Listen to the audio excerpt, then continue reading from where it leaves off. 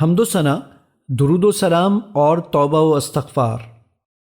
رسول اللہ صلی اللہ علیہ وآلہ وسلم نے فرمایا، جو شخص ایک دن میں 100 مرتبہ کہے اس کے گناہ سمندر کے جھاگ کے برابر بھی ہوں تو معاف ہو جاتے ہیں۔ سبحان اللہ وبحمدہ، پاک ہے اللہ اپنی خوبیوں سمیت۔ نبی صلی اللہ علیہ وآلہ وسلم نے فرمایا، جو شخص ایک دفعہ کہتا ہے اس کے لیے جنت میں کھجور کا ایک درخت لگا دیا جاتا ہے۔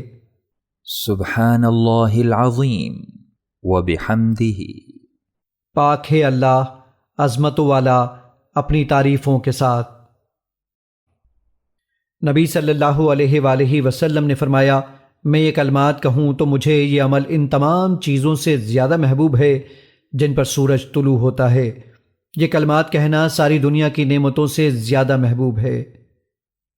سبحان اللہ والحمد للہ ولا الہ الا اللہ واللہ اکبر۔